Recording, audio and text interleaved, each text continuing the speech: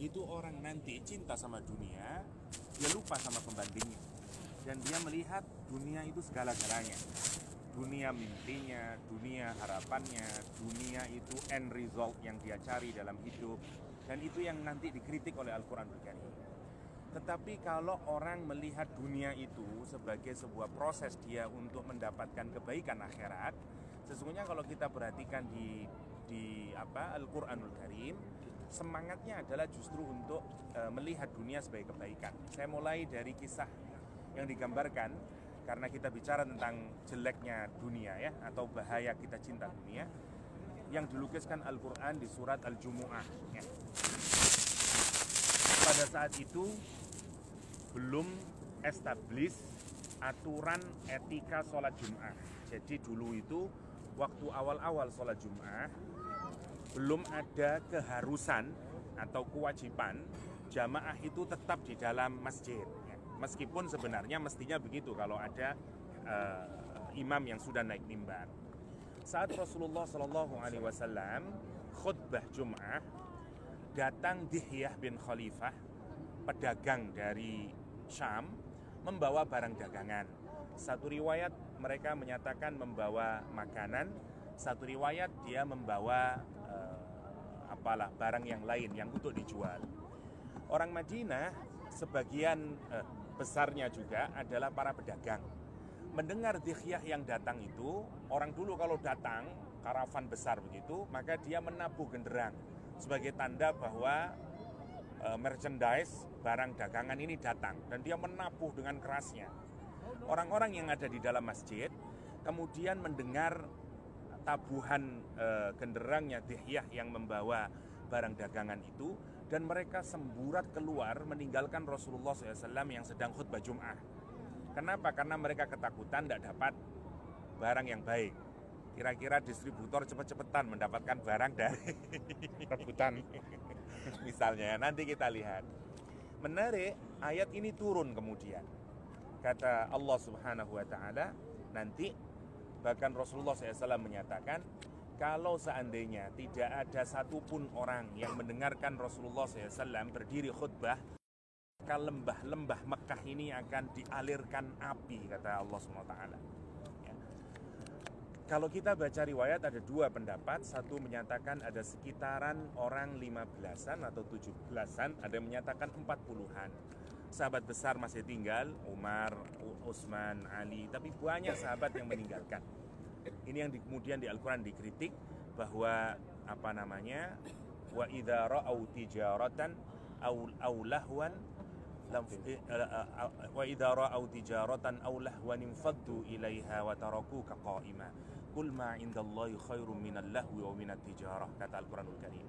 Ketika mereka melihat dua hal, satu kata Al-Quran melihat tijarah, melihat dagangan, yang kedua mereka melihat lahwan, entertainment, mereka kemudian bercerai-berai, bersemburat, meninggalkan Rasulullah SAW, wataraku kaqaima, dan mereka meninggalkan padahal engkau saat itu sedang berdiri membaca khutbah.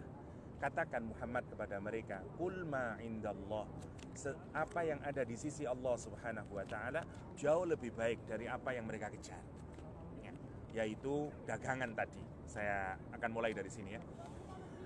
Kata Allah, qul ma indallahi khairum minal lahwi wa minat tijarah. Okay. Ada tiga istilah yang dipakai Al-Quran ya. Yang pertama, Quran menggunakan bai'. Yang kedua, Quran menggunakan tijarah.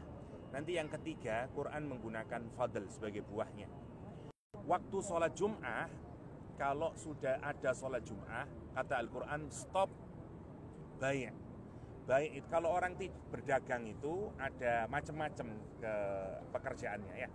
Ada saat customer datang kemudian kita memberikan menjual dagangan, ada saat kita ngitung dan segala macamnya lah.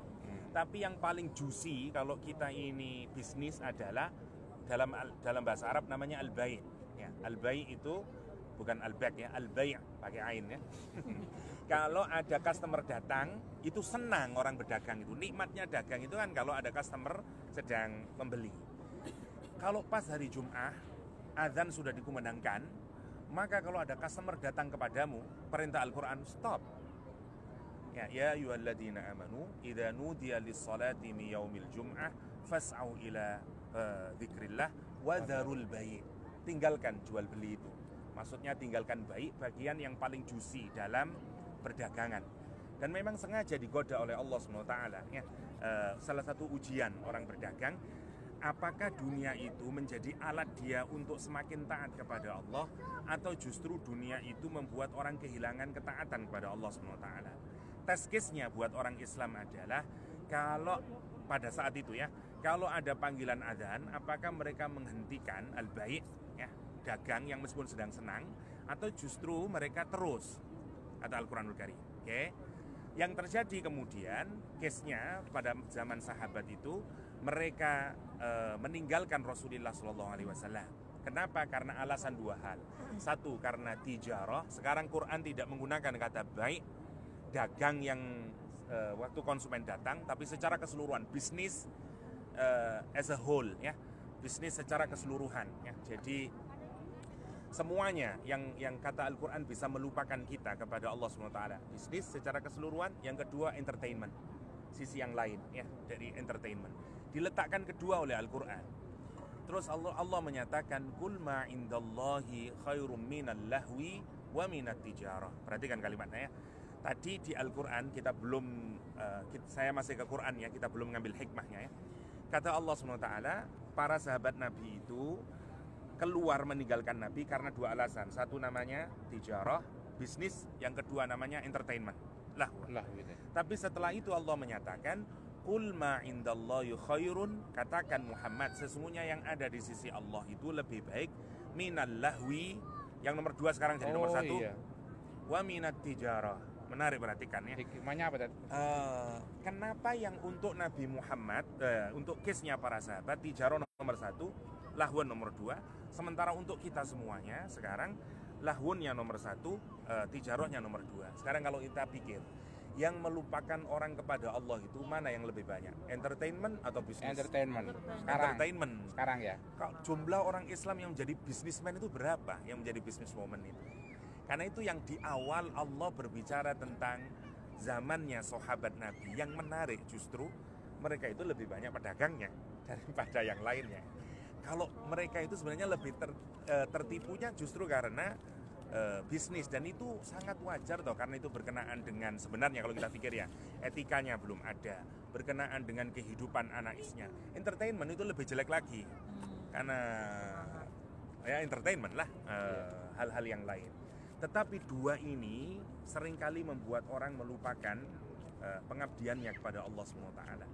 Nah, sekarang Allah membedakan, ada orang yang mencari rizki itu nanti membuat rizkinya itu membuat dia lupa sama Allah SWT. Ada orang yang mencari rizki, justru rizkinya itu makin dekat kepada Allah SWT. Kapan rizki itu menjadi alat yang makin mendekatkan dia kepada Allah? Menarik, Al-Quran tidak lagi menyebut rizki, tapi menyebut fadl. Kata Allah SWT, fadl itu karunia, kayak mercy and blessing dari Allah SWT.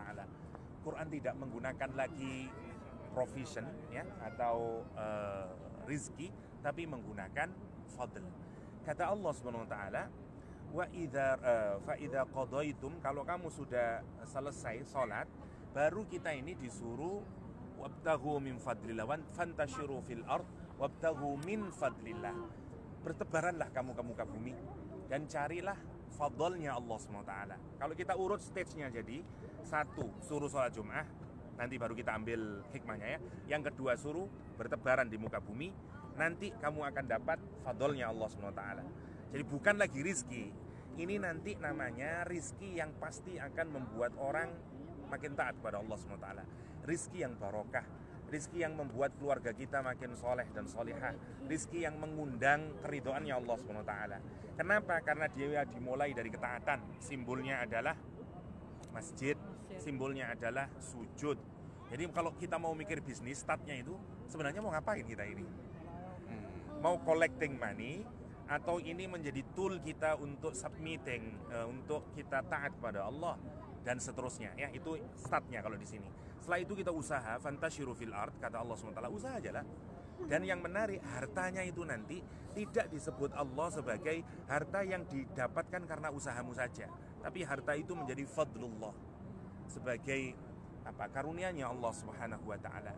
Dulu Ara' bin Malik, sahabat Nabi Muhammad SAW, dia bahkan secara dramatis kalau habis sholat Jum'ah, dia berdiri di pintu masjid dan dia berdoa kepada Allah. Doanya menarik, kata dia, "Ya Allah, aku telah tunaikan undanganmu dan aku telah tunaikan sholat Jum'ah ini, dan aku sekarang mau keluar sebagaimana yang kau perintahkan, maka berikanlah fadlmu ya Allah." Kita kesir lagi ya. Sebagaimana ayat ini mengurutkan. Tapi maksud saya bukan itu persoalannya. Kesadaran orang ini dalam mencari rezeki. Maka sebenarnya kalau kita ini mau menjadi benar-benar bisnis man and business woman misalnya ya, dalam Islam itu startnya dari mana agar dunia ini tidak menipu kita. Saya belum bicara jeleknya dunia ya. Startnya dari mana? Dari Jum'ah atau dari masjid. Masjid itu secara literal kan tempat kita sujud. Maunya ini mau kita ngapain sih nyari duit itu sesungguhnya? Tanyalah sama orang ya. Tanyalah sama siapapun lah. Uang itu tidak bisa memberikan kita kebahagiaan. Itu pasti. Karena itu kalau orang hanya mencari, biasanya yang disebut dalam psikologi sebagai people of money, nanti dia gersang hidupnya. Apalah mencari fame, mencari keterkenalan, mencari apalah semuanya. Ujungnya nanti kita akan mendapatkan emptiness, kosong aja sebenarnya. Karena itu dalam Islam, lihat semua orang kaya dalam dunia Islam mau lihat pujian yang diberikan oleh Rasulullah SAW kepada Utsman bin Affan, kepada Abdurrahman bin Auf. Bayangin Utsman bin Affan di perang Tabuk itu memberikan sedekah kepada Nabi gila-gilaan. Ya. Dia datang dengan Masya Allah ya, 100 ekor unta beserta isinya. Sekarang kalau kita hitung itu berapa itu? Belum lagi berapa dinar yang dia berikan, emas yang dia berikan. Hampir perang Tabuk itu siapa donatur utamanya? Utsman bin Affan. Lihat, apa kemudian Rasul berkata kepada Utsman bin Affan menyatakan kamu itu kurang zuhud, kebanyakan harta? Enggak. Apa kata Rasulullah SAW? Ma dharra ibn Affan ba'da amila hadzal yaum. Enggak akan pernah ada lagi mudarat kepada Utsman bin Affan setelah apa yang dilakukan setelah ini. Ya, pujian Nabi diberikan kepada Utsman bin Affan yang telah melakukan lihat fadlnya, karunia-Nya Allah. Itu bedanya orang yang, apakah Utsman bin Affan kemudian menjadi miskin? Enggak. Sejarah mencatat sampai meninggal dunia Utsman bin Affan adalah salah satu orang terkaya, orang terkaya. Ya. Beliau adalah orang yang dulu waktu pindah ke Madinah itu susah nyari air. Ada satu sumur namanya Sumur Rumman itu yang dimiliki oleh orang Yahudi. Yahudi itu berbeda, dia bisnis orientednya benar-benar untuk dirinya sendiri. Ya. Maka caranya kata dia mikir ini saya bisa komersialisasi. Maka setiap orang yang ngambil air harus membayar. Semua orang bergantung kepada air. Utsman muter pikirannya bagaimana ini ya bisa manfaat. Utsman kemudian dealing sama orang Yahudi, Yahudinya tidak mau. Tidak mungkin, ini aset yang sangat baik. Kalau saya lepas, enakan kamu. Ada di dealing dengan harga yang besar, gini aja lah. Saya hanya minta separuh gantian. Misalnya satu hari kamu, sehari saya. Deal jadi. Utsman kemudian alih-alih itu dijadikan dagang, oleh Utsman kemudian diwakafkan kepada orang Islam. Ya. Jadi jatahnya Yahudi waktu beli, tidak ada orang Islam yang beli. Begitu besok hari jatahnya wakaf, semua gratis. Lama-lama Yahudinya sumpek diberikan kepada Utsman bin Affan. Ya. Dan sumur itu terus diwakafkan sampai kemudian sekitarnya tanahnya itu juga milik Utsman, ditanamin kurma dan kemudian uangnya terus-menerus diwakafkan di jalan Allah SWT oleh pemerintah Saudi. Sebagian uangnya disimpan di bank. Bayangin mulai zamannya Utsman kira-kira berapa dan dijadikan hotel. Yang sampai sekarang bayangin itu tidak mungkin di jenis amal yang kayak begini tidak mungkin bisa dilakukan kecuali oleh orang-orang yang memang melihat harta itu juga sebagai bagian, sebagai cara dia untuk meraih rahmatnya Allah SWT atau keridhoannya Allah SWT. Ya. Jadi kembali lagi ke sekarang bagaimana kita orientasinya menurut surat Al-Jumu'ah. Yang pertama start dari masjid. Jadi kita ini mau melakukan apa saja sebenarnya tujuannya adalah untuk sujud. Ya. Ada orang yang seumur hidupnya fokusnya pada ilmu. karena dia tidak bisa dagang rugi terus misalnya, tidak punya ilmunya dia. Tapi kalau belajar pinter dia, gedu dia. Ya pertanyaannya sekarang, ilmunya mau dibuat apa? Untuk mendongakkan dirinya dan menganggap dirinya yang paling pintar, atau justru ilmunya itu untuk membuat dia makin sujud kepada Allah SWT? Kalau dia mencari ilmu untuk sujud, dia berangkat dari masjid. Jadi sebenarnya apapun saja, profesi apapun saja, startnya itu menurut Al-Quran dari masjid. Ya, dari masjid, start itu. Demikian juga yang dilakukan oleh para sahabat Rasulullah, ya, oleh Rasulullah SAW. Satu, masjid. Yang kedua, baru fantashiru fil ard. Kita disuruh bersebaran. Kalimatnya menarik ya, intishar. Intishar itu suruh nyebar, suruh disperse. Suruh nyebar. Nyebar. Berarti semakin jauh semakin baik tadi. Masya Allah. Pedagang jayangin kalau kita pikirnya, Khotijah saja sudah multinasional corporation kalau sekarang itu kita pikirkan itu. Belum sahabat-sahabat yang lain ya. Imam Hanafi kaya raya. Saya kagum kepada ulama-ulama yang Masya Allah seperti Imam Hanafi ya. Hampir semua muridnya itu beasiswanya adalah beasiswa yang diberikan oleh Imam Hanafi. Jadi mereka semua orang-orang yang pintar-pintar itu diambil oleh Imam Hanafi, dijadikan muridnya, dibiayai, tinggal di situ, dan semuanya. Berarti dia ngajarin, dia ngasih makan juga. Ngasih makan, ngasih tempat tinggal. Masya Allah. Imam Hanafi ya. Gimana kita ndak geleng-geleng lihat orang model kayak gitu? Imam Malik sama. Imam Malik orang-orang kaya ya, orang-orang kaya yang juga Masya Allah, karena sadar sejak dari awal bahwa kekayaannya atau bisnisnya ujungnya adalah sebagai cara dia untuk bersujud kepada Allah Subhanahu wa Ta'ala. Kan sebenarnya gini ya, kita ini telah dipilih oleh Allah dengan keunikan sendiri-sendiri ya. Ada orang yang dimudahkan apanya lah, dan dengan itu mestinya menjadi cara dia untuk bersujud kepada Allah Subhanahu wa Ta'ala. Nah, itulah yang harus kita maksimalkan sebenarnya, yang dalam bahasa Al-Quran menggunakan istilah fantashiru fil ard.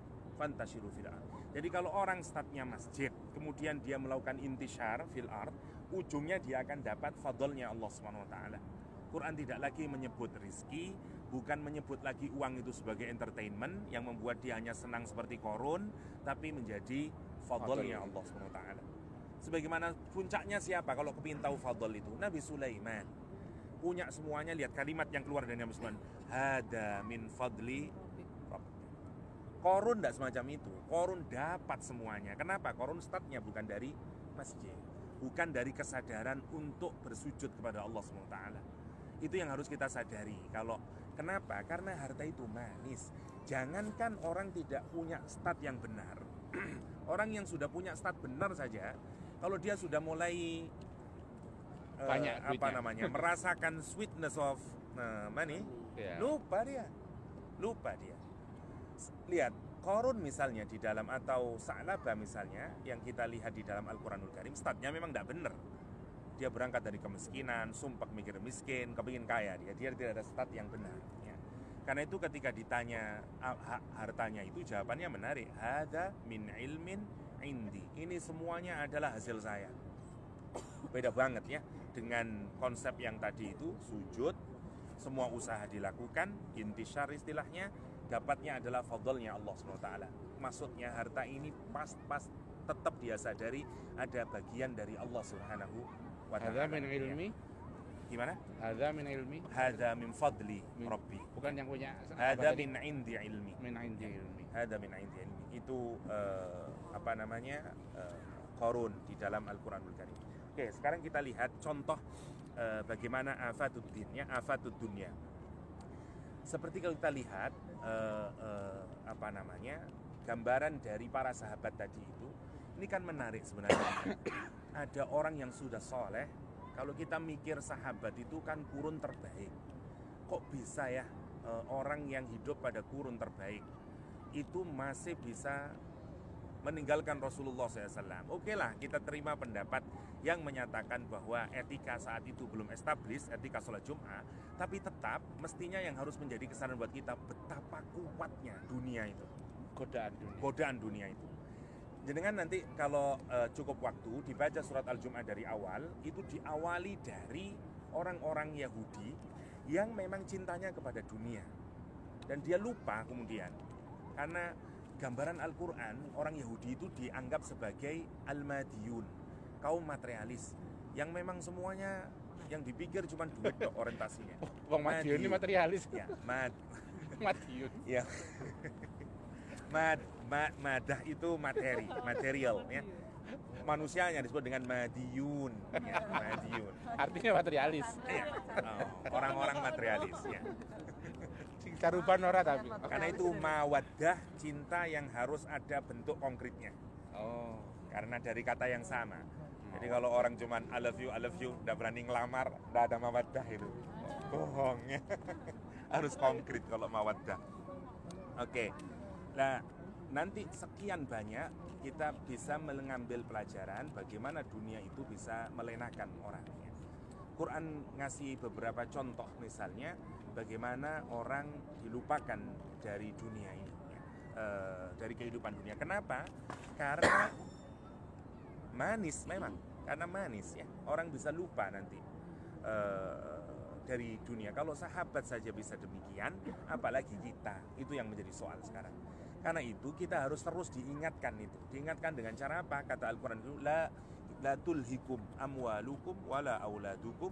Ya, jangan melenakan kalian, mendivert kalian, menipu kalian harta dan anak-anak. Ya, kata Al-Quran, atau entertainment kalau mau dibesarkan ya. Kenapa? Karena hatta para sahabat punya potensi untuk tergelincir ya, punya potensi. Sengaja ini dicontohkan oleh Al-Quranul Karim sebagai pelajaran buat kita. Kalau generasi terbaik saja bisa, apalagi kita. Karena itu apa obatnya? Obatnya adalah infak. Obatnya itu infak. Nanti orang itu kalau dia sudah mulai cinta sama dunia, senang dia. Cirinya adalah, untuk ngukurnya adalah tidak mau infak. Meskipun dia bilang saya tidak cinta sama dunia, saya cintanya sama akhirat, itu pelan-pelan ya, jadi penyakit tidak boleh ke sana. Oke, syukran. Ya. Ya, yang di sana.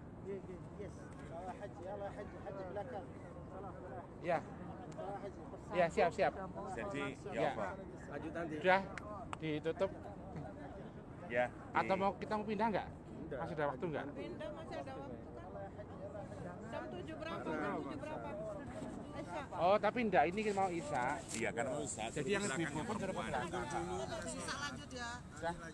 Ya, habis Isya aja mungkin. Ya, habis Isya. Habis sisa. Kita lanjut dari Isya ya. Kita lanjutkan insyaallah Mbak Isya. Oke. Ibu-ibu, kita lanjut pada Isya ya. Hah? Dilu. Ya. Silakan ke belakang para haja-haja.